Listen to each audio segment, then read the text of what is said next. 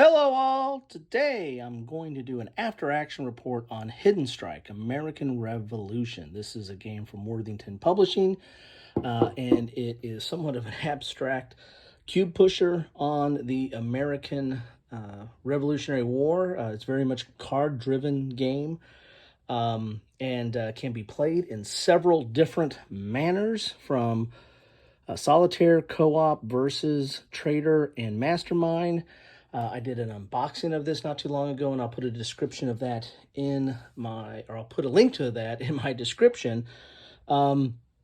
This is an interesting game. If you watched any of Wayne's recon and gameplay and review of this, he found it to be a very, very hard game. I think he only won 2 in his first 17 games, and I just won my first solitaire game of this. So it is a tough game. It is a challenge, which you want a solitaire game to be a challenge. If you can win it easily, then you're probably going to put it away and not bring it out very much, because what's the point? You want a challenge. I mean, you don't want it to be so hard that you never win. I haven't played as much of this game, so I haven't had that experience yet, as like the way Wayne had. But you want it. I think it was a Herman Ludman I heard on a podcast one time say that you want to lose 2 out of 3 times to make it a challenge. But have enough there so you want to come back and try to beat it. But this game right here, I won on the last card draw. I think I was playing it right, but I think you play until you run out of cards. And the last card I played was to have a unit go into the southern colonies. The way you play this game is, there's several different ways to play this game, but the way this game plays solitaire is you're just going to get the British deck here, and they flip over a card every turn, and they send the force wherever it says on the card. If they cannot send the force to that place to that area, that list on the card, the type of force that's listed there, then there's kind of a priority of where they go. And that could be anywhere from going to a force pool and then going next turn, or going to the lowest number, and they're basically numbered from Canada down to the southern colonies. The British are going to work that way on their priority list. There could be several reasons why you can't deploy them. I mean, if a region is resolved, like all these are resolved, this is in the game, then they can't deploy there. Or if there's a blockade. So if there's as many Allied fleets in a area as there are British, or even more so, like there were down here. I really blockaded this area at the end. I mean, I got lucky because I needed the fleets down there, but I'll talk about that in a second. Then they can't move down there. So the whole point of the game is to move units into an area to where they have the majority. Well, they have to get 8. Once one side of this force gets to 8 in an area, then they resolve the area as long as they have 2 more than their opponent. So in this case here, we had 6, 7, 8 to 6, so exactly 2 more. I mean, this was a very, very close game. The last card played was able to take over the southern colonies. So once you get to 8, you resolve it, but as long as you have 2 more than the other side.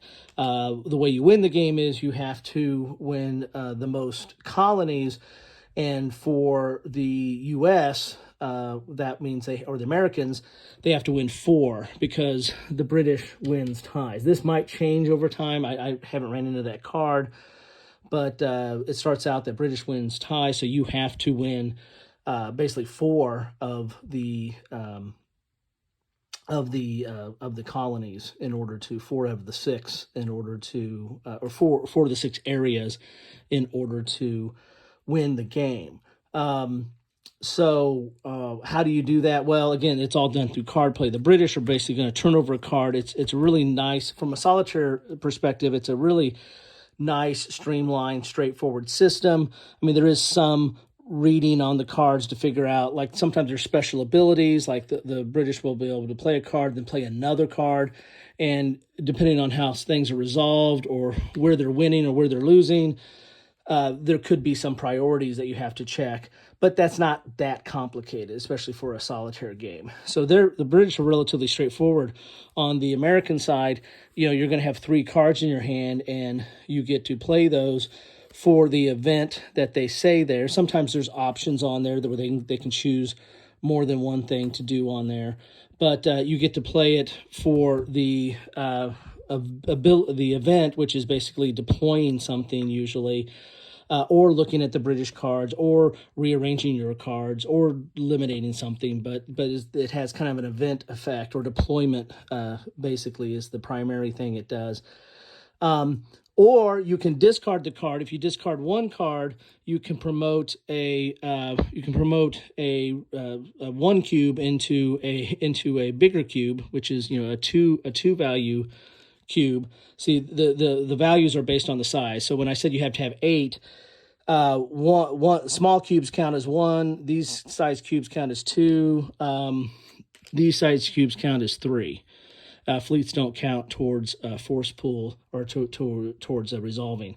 So you got 1, 2, or 3, and then you add up versus the other side. Again, you have to have 8 and 2 more than the other to resolve it. So you can discard a card and promote a small cube up to a 2, or you can discard 2 cards and promote one of these 2 cubes up to a 3, and that way you get to you get 3 in place, and that's pretty hard to dislodge. One of the things that happens in this game is you'll get forces stuck there. So once the forces get there, they're stuck. And there's a few cards that might allow you to move stuff around, but a lot of times the stuff that lets you move around is from one unresolved to another unresolved. Once they're resolved, they're kind of locked in unless you've got some special cards to get them out of there. So that's something you've got to keep in mind as you're playing the game. You just can't play the game for the events. At least I have not had very good luck of just playing based on the cards. You have to do some promotion, and I actually did quite a bit. I did some of that down here to help win the game at the end of the game there. So what's the after action report for this? So I started out, did very well, and took over the northern colonies. I was losing Canada right off the bat, but I had the siege card. So when you have this siege card, you basically change it from a 8, that they win with 8, they have to win with 12 now. And so put a siege up there, and then so that kind of I didn't care what resources. And they put a lot of resources up there to win, but who cares? I was going to give them Canada anyway. I was focusing on the middle right here, northern colonies first. Then I went to New England and shoved a lot of Minutemen in there to get that, and then took over Mid-Atlantic. And mainly with the help of the with the Spanish there, and they can only land where there is a fleet, a colony of an allied fleet present. So that really helped me take over that. So once I had those 3, I was losing Tidewater really bad, and I kind of just let that go. I knew I wasn't going to win that, but you have to pick your battles. This is a game very much of picking your battles, and you can't win everything, and you can't compete everywhere, and you got to figure out where you can compete, and hopefully that plan stays in place. And if it doesn't, you got to be flexible. But I started off trying to compete in Canada, and I said, I'm not going anywhere, and Tidewater was lost from the beginning. The southern colonies I left to last. I mean, I really focused on these. I knew I was going to lose those 2, and then this one came down to the last draw, and they were winning. I converted a loyalist over. There was a card where you can convert a loyalist over, That might have been like the Declaration of Independence. And again, the whole thing about this game is interesting too. It's very, it's kind of based in history, right? A lot of these events are historical things that happened, and they kind of play off each other. So that's kind of a neat thing to have. You know, you're going to learn some history through this. It doesn't play out exactly the way history played out, but you know that's why we play these games, right? So converting somebody over, this was getting ready to lose, and I converted somebody over. They started pouring more stuff in here, and then I started blockading it. I didn't get my fleets out till towards the very end of the game. There's some fleet cards in here, and I finally got them out, and boom, they came out just the right time, because if you have a fleet here and you have more fleets than the British, they can't get these forces over here. And so it kind of bogs them down. Some of these forces just die on the vine. Other forces, they'll go to the next area, but all these were resolved. So there was really nowhere to go with these. And so they're kind of dying on the vine. My block, and I just was trying to get enough of numbers in here. I had to get 8 before I ran out of cards, and did it on the last card play. So this was a very, very close, tense game, and that makes for a rememberable game, right? Some of my losses of this were, not too rememberable. Anyway, so there you have it. This is an after-action report and a little bit of gameplay for Hidden Strike American Revolution. I like it. It's not a deep game. It doesn't take very much time at all to play. The setup is not too hard. Everything's got a labeled spot for it, and so you just match the color cubes up with the colors and shuffle the cards and get ready to go. Not too hard at all. Picking up the rules is not that complicated. As I said, a lot of it's on the cards, and you just got to learn there's a couple of different priority systems, one for fleets, but the main one is for British deployment, and then you have at it. So like it does not take very much time. That's a good sign for a solitaire game. Some of my key things for a solitaire game, is it a challenge? Does it set up easy? Does it play fast?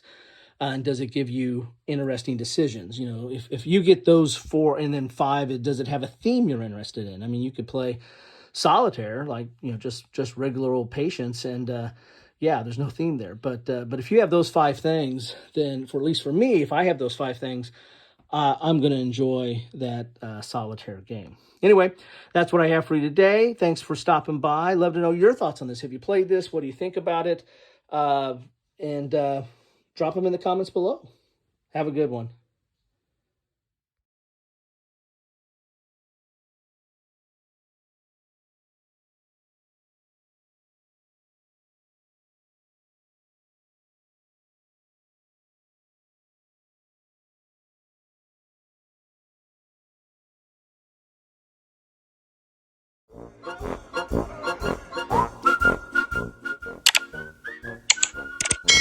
Thanks for watching.